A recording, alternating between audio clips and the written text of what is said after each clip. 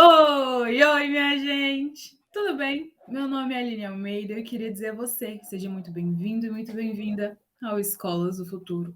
Estamos aqui na nossa quinta edição do podcast e hoje vamos falar sobre metodologia ativa. Mas antes da gente introduzir o tema, eu queria que o nosso convidado, Deiglis, se apresentasse para a gente. E aí, Deiglis, da onde tu é? O que você faz, menino? Oi, Aline, bom dia, ou boa tarde ou boa noite, né? Dependendo da hora que você estiver ouvindo esse podcast. Eu me chamo Deiglis Valência, sou aqui de Pernambuco. Eu sou diretor e idealizador do Casulo Educacional, que é um projeto de educação voltado para jovens do ensino médio, de escolas públicas. E também sou diretor, co-founder, né, do Facilitando, que é uma startup que presta treinamento para educadores, justamente falando sobre metodologias ativas, facilitação da aprendizagem, storytelling, né, que foi até um dos temas que a gente participou aí da primeira semana da Escolas do Futuro. Fiquei honrado, viu, Aline, pelo convite.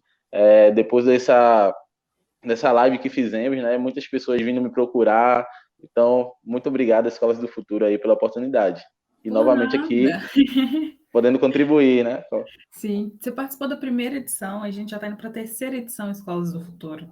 Só Tô olha para você acompanhando ver. tudo. Na primeira a gente trabalhou gamificação e agora na terceira fica o spoilerzinho, viu, gente? A gente vai trabalhar sobre metodologia ativa, que inclusive, como eu tinha dito antes, é o tema que a gente vai conversar um pouquinho aqui hoje sobre. E eu acho que é bom a gente começar definindo o que é metodologia ativa. Só que eu tenho um desafio para você, Deigles. Tem como a gente definir metodologia ativa sem falar sobre o protagonismo do aluno? Sim, sim. Primeiramente, né, antes desse termo metodologia ativa ser tão disseminado como é hoje, na década de 80, início da década de 90, era muito falado de métodos de aprendizagem acelerada, né? Então, o que a gente chama hoje de metodologias ativas deriva um pouco também desse conceito que era trabalhado na década de 80 e 90. Né? E metodologia ativa, além, né, como você falou, do protagonismo do aluno, o professor, ele também tem o protagonismo dele aí. Então, eu acredito que também reforça o protagonismo do educador em ser um facilitador. Né? Quando a gente fala metodologias ativas, né, a gente fala de um aprendizado ativo e participativo. E o professor que ele se abre para gerar isso no aluno, ele é um professor também ativo, né? Então, ele é um professor que ele desmembra todo aquele conceito, toda a parte teórica, conceitual, estrutura tradicional, né? E ele coloca aí as metodologias ativas por ele ter esse arsenal. Então, o professor que trabalha com essas metodologias ativas, ele é um protagonista também. Então, não só o aluno, né? Então, eu gostaria de definir, né, olhando para o campo do professor como um removedor de empecilhos dentro do processo de aprendizagem, Isso é utilizando as muito metodologias massa. ativas. Se eu não me engano, no podcast que eu gravei com a Letícia, a gente falou justamente sobre o protagonismo do professor. Inclusive, se você não escutou esse podcast, gente, foi uma conversa muito gostosa. A Letícia é maravilhosa. Tipo, eu me emocionei durante a gravação do podcast. Tudo bem que eu sou uma pessoa um pouco chorona, mas ok. E ela falou justamente disso, sabe? Da importância do professor tomar para si esse protagonismo, né? Porque a gente entende que uma pessoa só vai conseguir induzir a outra a ser protagonista se ela também é protagonista, né? Não tem como eu querer explorar algo do aluno, sendo que nem eu mesma tenho, né? Então, é aquela coisa. E qual que é a importância disso para o ensino, no geral? O que impacta, qual é o impacto que as metodologias ativas têm sobre o ensino quando ela é aplicada? Entendi. Ainda voltando para o lado do educador, né? O senso de realização do educador quando vê o seu aluno ali aprendendo aquela disciplina de forma diferente, né? De uma forma nova, isso também motiva o educador a continuar inovando dentro da sala de aula. E para o aluno, o benefício é o conceito, né? Aprendizagem acelerada também.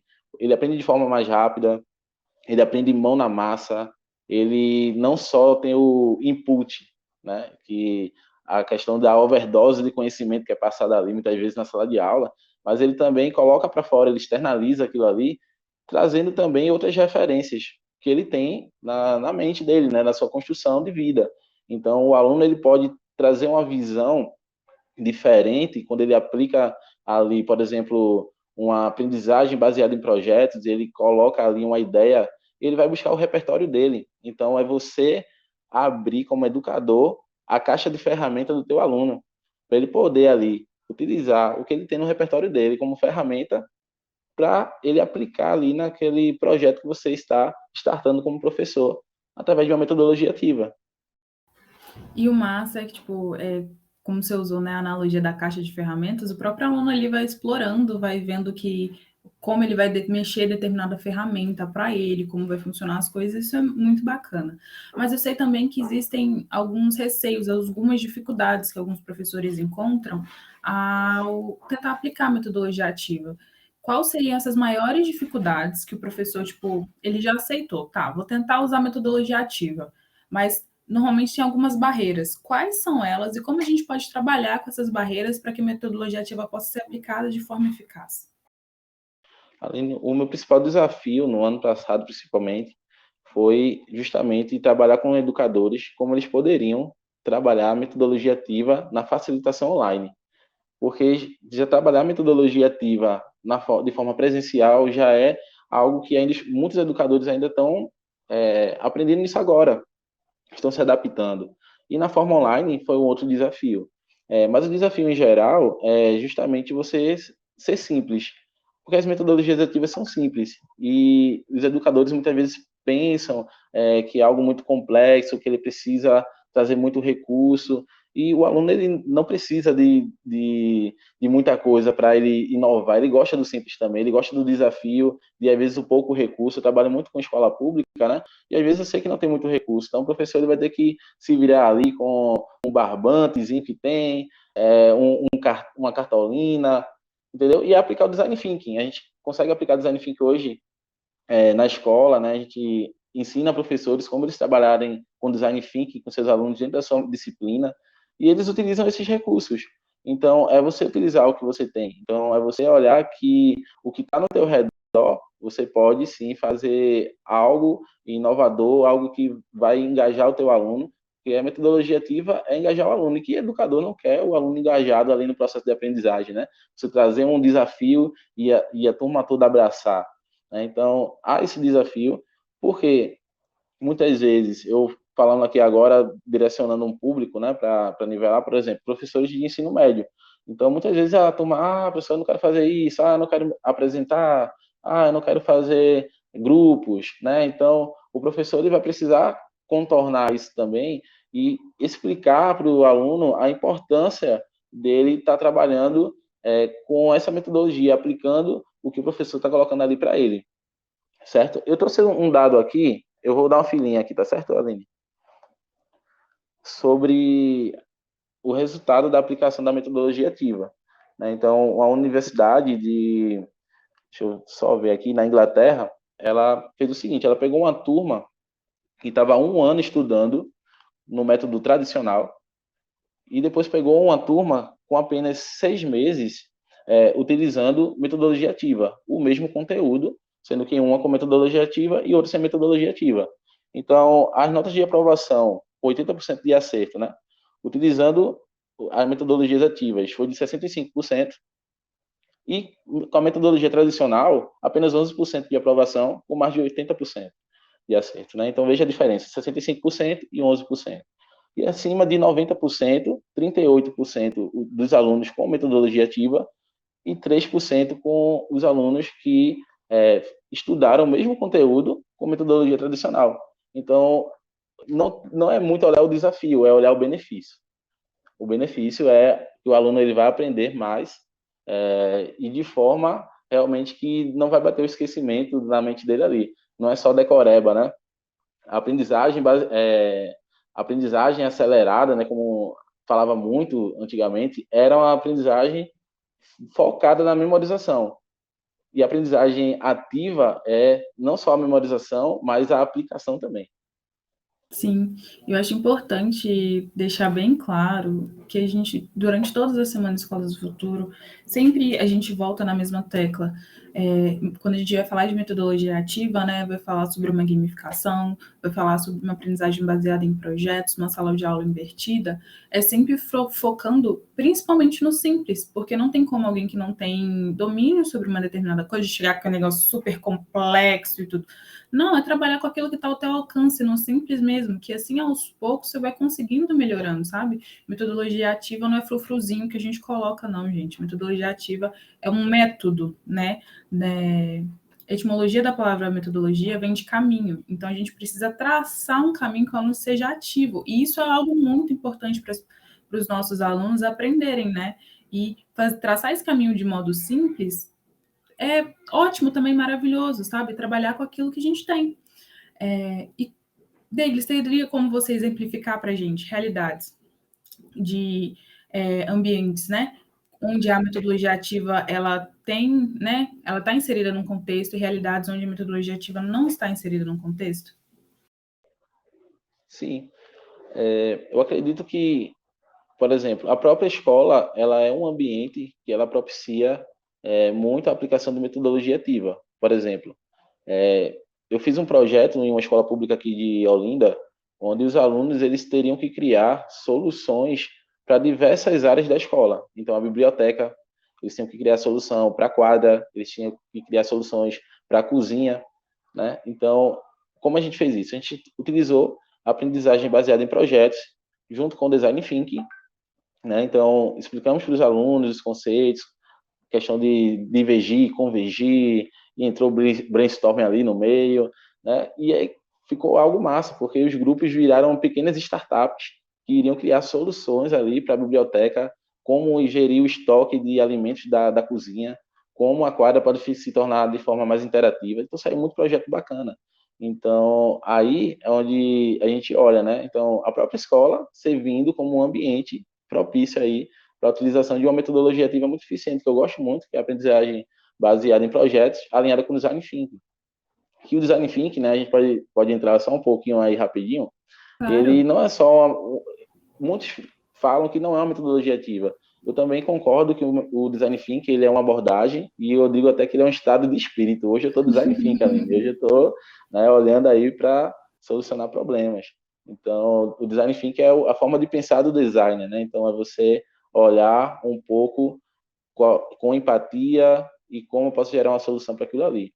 E onde o ambiente ele não está propício também para metodologia ativa é quando eu limito esse ambiente à estrutura. Por exemplo, a estrutura da classe, eu não mexo na estrutura da classe, falo do layout, eu falo de bagunçar a sala mesmo. Quando o professor não quer bagunçar a sala, deixar as carteirinhas ali tudo alinhada, você limita a aplicação da metodologia ativa. Porque o próprio ambiente ali é o primeiro ponto que você precisa mexer. Você precisa criar um ambiente propício para os alunos receberem a informação que eles vão trabalhar agora como aprendizagem baseada em pares, né, o peer structure. Então, primeiramente mexer no ambiente. Se o ambiente ele não for trabalhado, você não vai conseguir aplicar a metodologia ativa. Bacana. E você citou, né, algumas metodologias ativas assim. Gostaria que você citasse elas e explicasse o que é cada uma delas. Inclusive, esse design thinking, eu não sei se é assim que se pronuncia, né? Explicasse o significado, né, para aquelas pessoas que ainda não têm um domínio, nunca ouviram falar, entendam que raios é isso.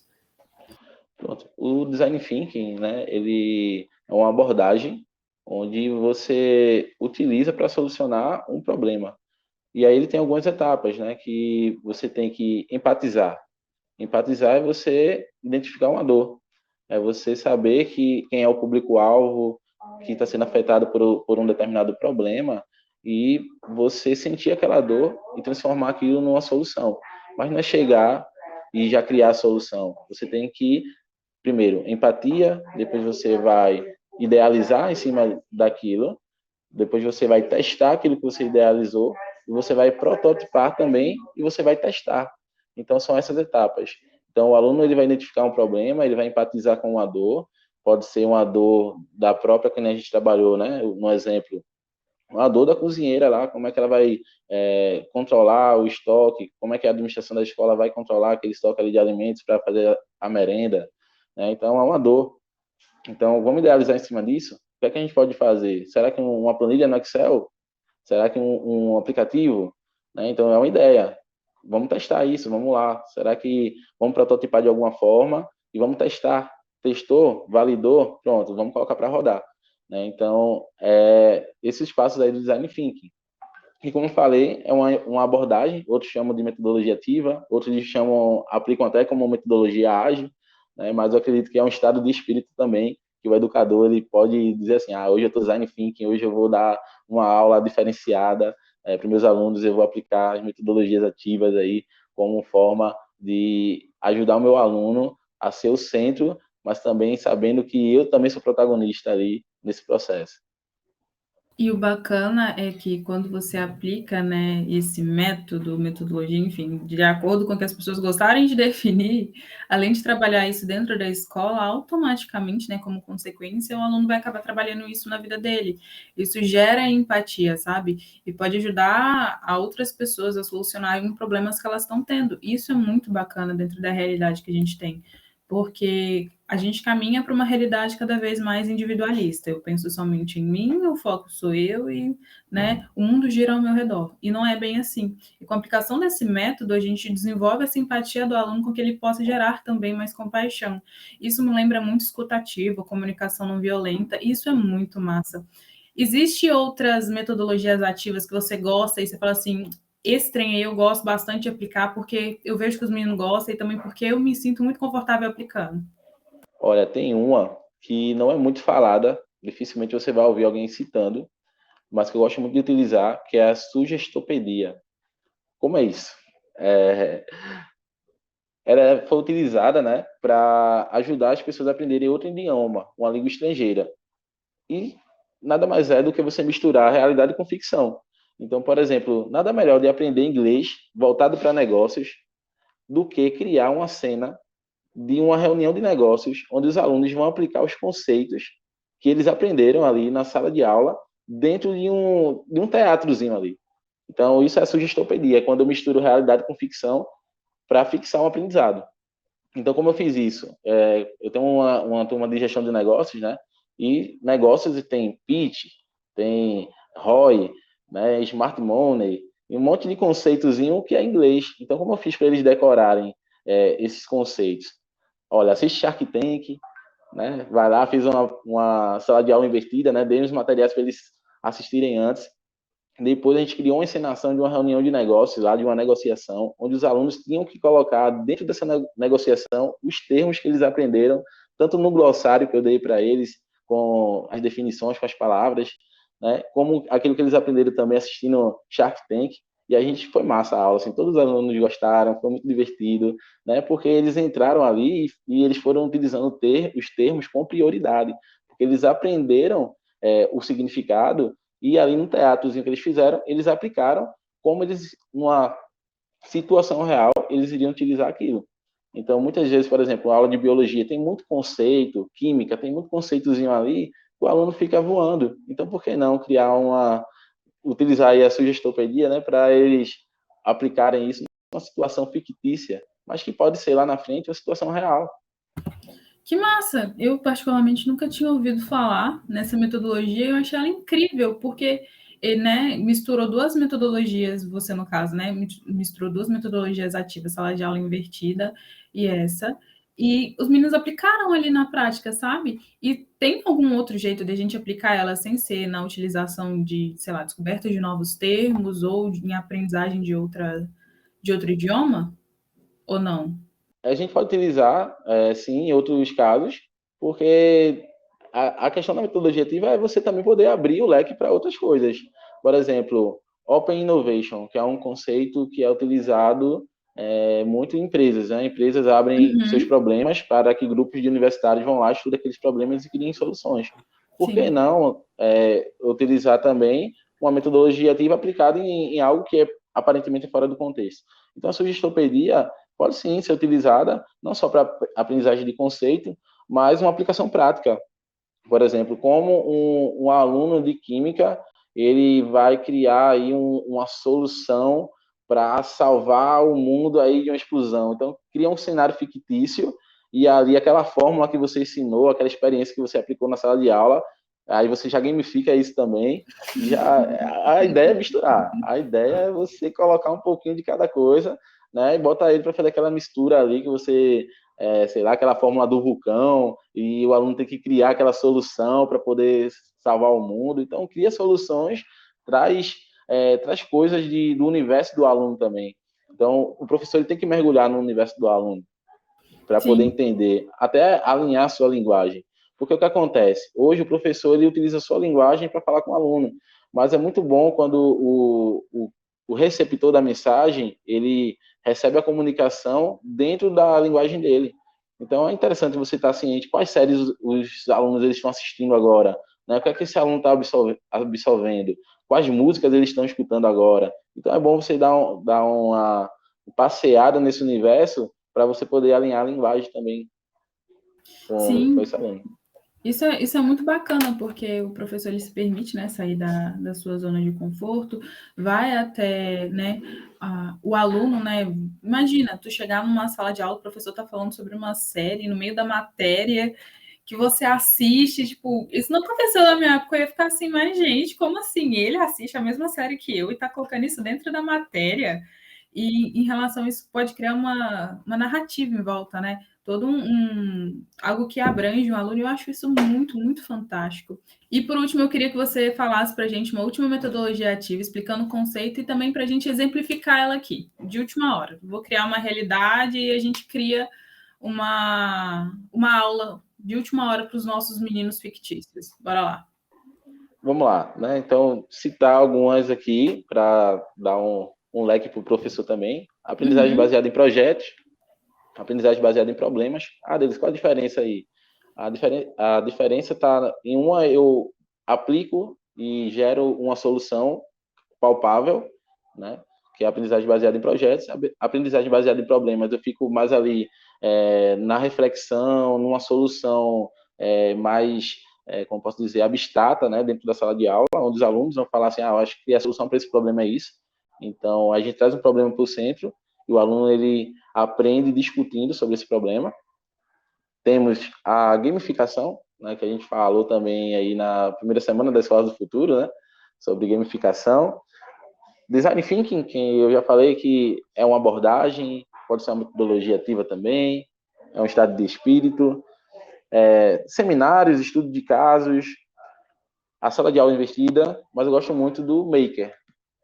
Eu acho que o Maker é quando você coloca ali o aluno para criar algo, é muito massa, é muito assim engrandecedor, porque o aluno ele vai construir algo, isso mexe com a mente dele, isso mexe com a questão, libera os hormônios ali, fica aquela coisa envolvente na sala de aula, quando está todo mundo ali focado em criar uma solução ali, algo prático, né?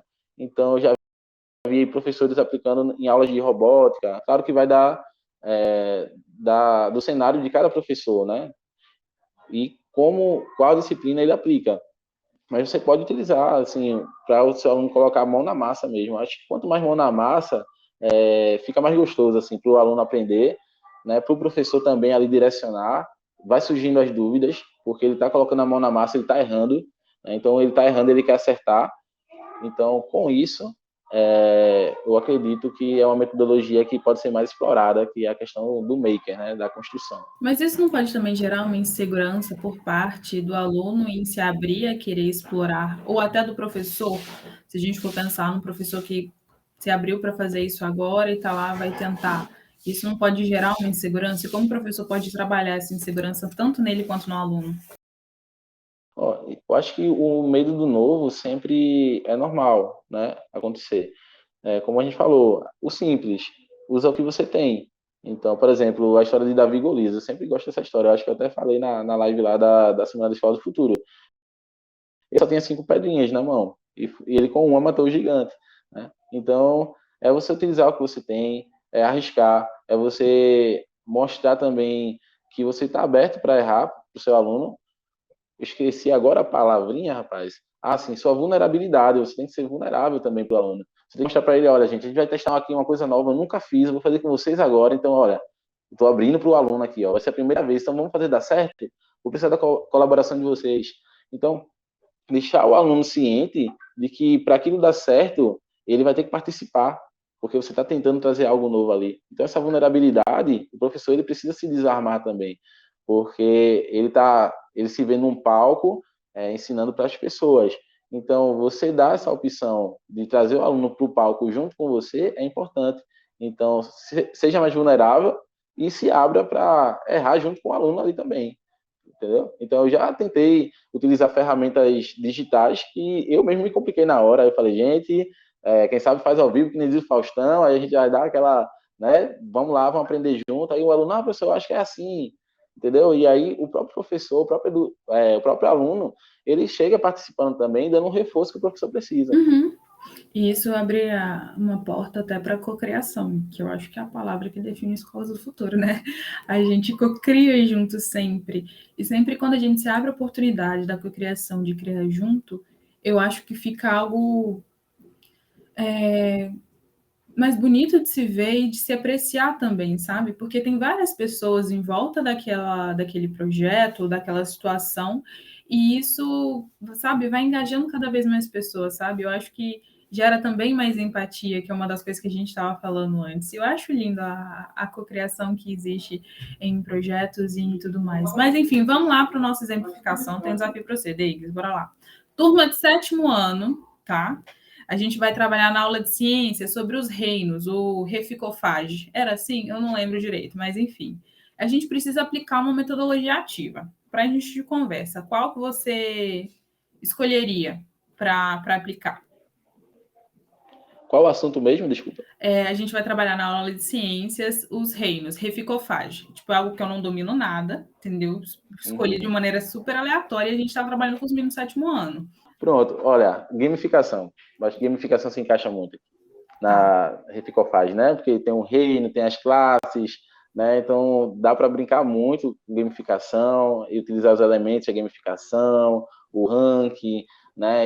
Você pode fazer com que o aluno ele crie cenários, você pode criar forma de pontuação, né? O quiz ele é algo assim que já está muito, né? A gente até quando fala de gamificação já liga para o quiz, né? Mas você pode também trazer outras coisas somadas a isso, né? Esse quiz também. Então pode lançar o quiz e o desafio, onde ele vai lá e vai fazer um desafio. Você pode trazer elementos daquilo que passa na TV às vezes, né? Tipo torta na cara, entendeu? Então você trazer esses elementos, você tem que ter um leque, né? Eu acho que o professor ele tem que ter ali ele tem que estar aberto para várias coisas, sempre com a visão aberta, ouvidos abertos para todo o cenário, porque em algum momento ele pode aplicar. Eu estava assistindo o curso do Murilo Gun, né, o Reaprendizagem Criativa.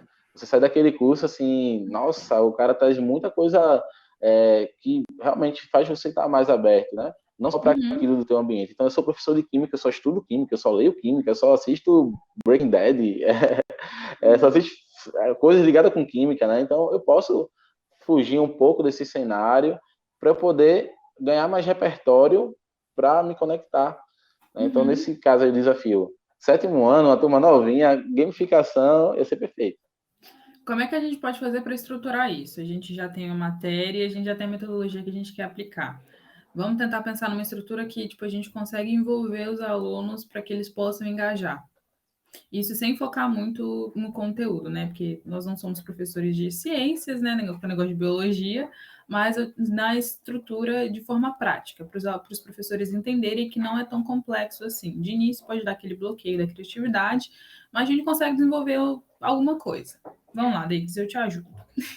Pronto lá, vamos lá. Reficofage, né? Eu já vi aqui que tem sete pilarezinhos, né? Que trabalha aqui dentro da reficofage. O reino, o filo, a classe, a ordem, família, gênero e espécie.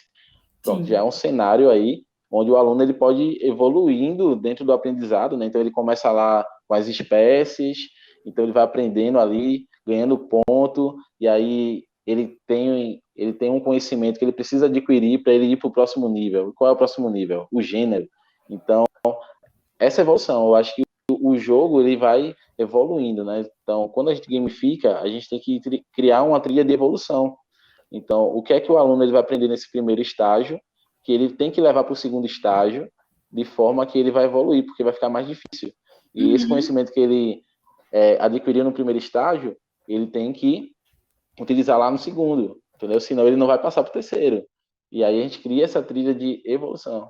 Eu já consegui imaginar, né? Porque dentro disso a gente tem os 5 reinos. Eu consegui imaginar a gente criando uma história para cada um desses 5 reinos e teria como colocar essa questão que você falou, né? Da evolução dos níveis dentro de cada um desses reinos. E nisso a gente colocaria toda uma história por volta do aluno, envolveria ele por um todo e, nossa, imergisse ele totalmente ali. Ai, nossa, que bacana! Isso. Nossa, aí você traz um personagem. Que tal o Mario Bros, né? O Mario dentro desse ambiente aí, né? Então, o aluno criar um personagem. Então, Teria você tem que... como colocar tipo, escolher um personagem para cada um desses reinos, sabe? A gente poderia fazer ligando justamente a reinos, a reinado mesmo que a gente tem, sabe? Que tem muita história em joguinhos. Isso envolveria, né, os meninos. A gente coloca, sei lá, um representante desse reino como sendo rei. E aí a gente colocaria essa questão dos níveis no meio. Ai, não. Dá para brincar. Dá para brincar bastante. Qual é o desafio aí? É você também se abrir para o mundo da imaginação. Sim. Né? Lembra lá do programa da Xuxa, né? Mundo da Imaginação lá? Então, o professor ele tem que estar aberto também para pensar fora da caixa e ir para o mundo da lua mesmo. Porque às vezes você está lá no mundo da lua e você consegue trazer alguma coisa que dá para aplicar. Claro, nem tudo você vai conseguir, mas algumas coisas você pode conectar, minimizar um pouco assim a ideia que parece muito extravagante. Você consegue, o que é que eu posso pegar dessa ideia aqui? Entendeu? Bacana. E só para finalizar, Davis, eu queria primeiramente te agradecer. Muito obrigada, né, por disponibilizar o seu tempo para estar aqui com a gente nesse podcast de Escolas do Futuro. Obrigada por compartilhar o teu conhecimento. E eu queria que você deixasse um recado ou uma reflexão para os educadores que estão nos escutando. Joia. A todos os educadores, né? O que eu gosto sempre de chamar também de facilitadores, porque nós somos facilitadores. Eu estava vendo aqui o ranking das habilidades do futuro e lá em 2022, né, o Fórum Econômico Mundial colocou que a aprendizagem ativa e as estratégias de aprendizagem, ela está em segundo lugar, como uma das principais habilidades do futuro. E você, como professor, você já está no caminho aí, já está nessa trilha. Então, você tem que ser o primeiro, né, a poder executar essas habilidades, a obter essas habilidades e levar os seus alunos também a fazerem isso. Então, por que não você mergulhar cada vez mais nesse assunto, que é tão gostoso, né, de aprender, tem tanta coisa que você pode mergulhar. Essa conversa aqui, a gente trouxe só alguns pontos, muito ainda por cima, mas é um oceano que você pode mergulhar.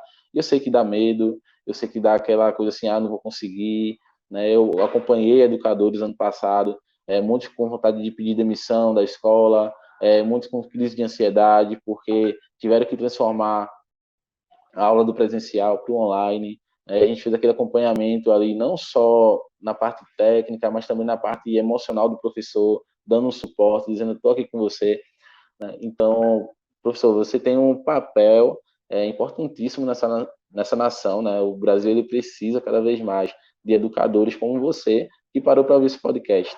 Né? Então, se você está ouvindo esse podcast agora, é um sinal que é você. Assim, você vai fazer a diferença, porque você está buscando, entendeu? Não vou negar para você que tem eu encontro muitos educadores que realmente já chutou o pau da barraca, né? Vamos dizer assim, usar o termo. Mas se você está aqui ouvindo esse podcast, está se abrindo para novos aprendizados, né? Existe um termozinho que eu aprendi lá no curso do Murilo Gun, que é o xoxin, né? Aqui em Pernambuco a gente fala xoxin quando está meio assim, Aline, você hoje está meio xoxin, né? Está meio para baixo. Mas o xoxin no chinês, né? É você estar com a mente de aprendiz. Então não é porque você ensina que você não vai estar com a mente de aprendiz. Então tenha a mente de aprendiz sempre. Né? Então, esteja sempre disposto a aprender, a se conectar com outros educadores, a trocar ideias. Quais são as melhores práticas com outros educadores? O que é que você está fazendo de diferente? Qual metodologia você está aplicando que está dando mais resultado? Então, tem uma rede de apoio. Eu acho que a Escola do Futuro está fazendo muito isso. Fiquei muito feliz. Assim, a gente está num grupo hoje, me conectei com cara, gente boa demais, assim, só gente fera, né? Então, você tá com essa conexão. Eu acho que o aprendizado em rede, ele nos dá esse suporte de que, rapaz, eu tô precisando de ajuda, então eu tenho com quem me conectar. Então, você é educador, aumenta a tua rede de educadores aí, então conecta aí com a Escola do Futuro, né? Segue lá o pessoal, acompanha as semanas da Escola do Futuro, tá muito bacana, né? E é isso, Aline. Eu acredito que eu não sei se eu consegui o objetivo, mas eu estou me sentindo realizado aqui em passar essa mensagem para os educadores. Eu acredito que aqueles que estiverem escutando agora conseguiram captar perfeitamente a mensagem que você passou. Deles, onde esse povo pode te encontrar, menino? Fala suas redes sociais, para até eles criarem a rede de contato, quem sabe você não seja uma delas. Opa, estou aberto sim, pessoal. Então, quem quiser me seguir lá no Instagram é mais fácil, né? @DeiglisValenca. Meu nome é um pouquinho complicado, não ajuda muito, né? Mas é Deiglis, Deygles, Valenca. Né? Então, só seguir lá. Pode falar comigo no direct. Já te mando meu WhatsApp, a gente já se conecta pelo WhatsApp aí. Tá joia? Então, pode contar comigo no que precisarem. E o Escola de Futuro também está aqui para isso, viu, gente? Para a gente criar, para ajudar vocês a criarem essa rede de contato, para ajudar vocês a construírem esse conhecimento e principalmente levar para dentro de sala de aula e conseguir impactar a vida de cada um dos seus alunos.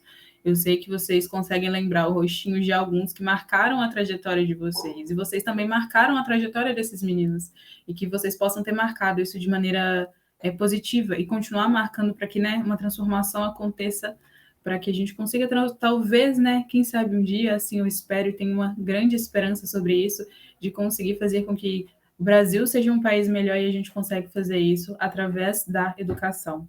Enfim, minha gente, muitíssimo obrigada a todos vocês que escutaram esse podcast até aqui. Fiquem ligados, tá? Esse é só mais um dos inúmeros podcasts que ainda estão por vir. E no mais, muito obrigada e até o próximo podcast Escolas do Futuro.